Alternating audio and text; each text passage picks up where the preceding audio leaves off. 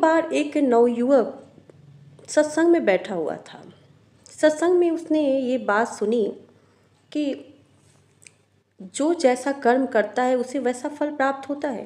इतनी देर कीर्तन भजन करने के बाद और सत्संग में उसने ये बात सुनी तो उसे बड़ा दुख हुआ और वो तुरंत जाके उनसे कहने लगा, जो महाराज जी सत्संग कर रहे थे उनसे वो कहने लगा, एक बात बताइए महाराज जी, सत्संग सुनने और कीर्तन भजन करने का क्या फल?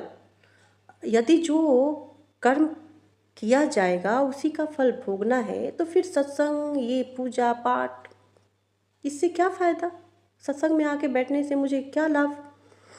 तो महाराज जी कहते हैं, एक काम करो, ये ईंटा उठाओ, एक ईंट उठाओ और छत के ऊपर जाओ और मेरे सिर पे मारो। वो तो घबरा जाता है। वो कहता है, क्या? नहीं नहीं, मैं ऐसा नहीं कर सकता, मैं आपके सिर पे कैसे मार सकता हूँ, आपका तो सिर फूट जाएगा। तो महाराज जी कहते हैं, अब एक काम करो, ईंट के बराबर का थोड़ा रुई का प्रबंध करो और रुई लेके आओ। वो युवक जाता है और लेके रुई आता है। जितना वजन ईंट का था उतना ही रुई वो लेके आता है।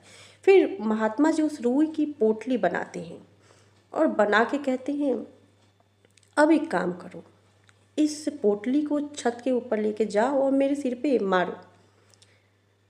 तो वो लड़का सोचने लगता है। महात्मा जी कहते हैं, घबराओ नहीं, इससे मेरा सिर तो नहीं फूटेगा, जाओ।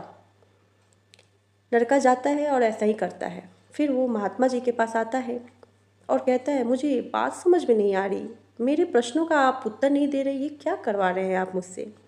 महात्मा जी कहते हैं, मैं तुम्हारे प्रश्नों का उत्तर देने का ही प्रयास कर रहा हूँ। देखो, ये ईंट और ये रुई की पोटली दोनों का वजन बराबर ही है, लेकिन ईंट से तुम मुझे छत के ऊपर से अगर ईंट मेरे सिर पे गिराते तो अवश्य ही मेरा सिर फूट जाता, लेकिन ये पोटली से मेरे सिर को कोई नुकसान नहीं हुआ। ठीक वैसे ही कर्म तो हम सब करते हैं और हर कर्म का हमें फल भी भोगना ही है।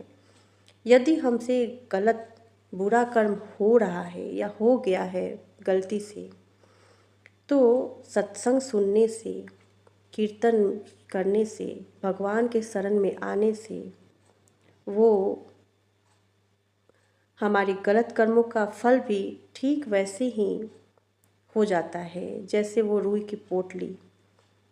कर्मों का फल तो वही रहता है, वजन उसका वही रहता है, लेकिन वो रुई की पोटली की तरह हो जाता है, हल्का हो जाता है। और हमारे जीवन में हमारे कर्मों का जब फल मिलता है तो वैसे ही हम उसको झेल लेते हैं।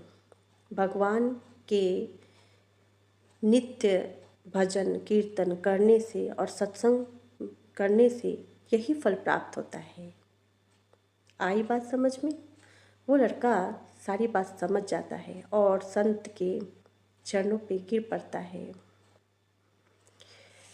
हरे कृष्णा, राधे राधे।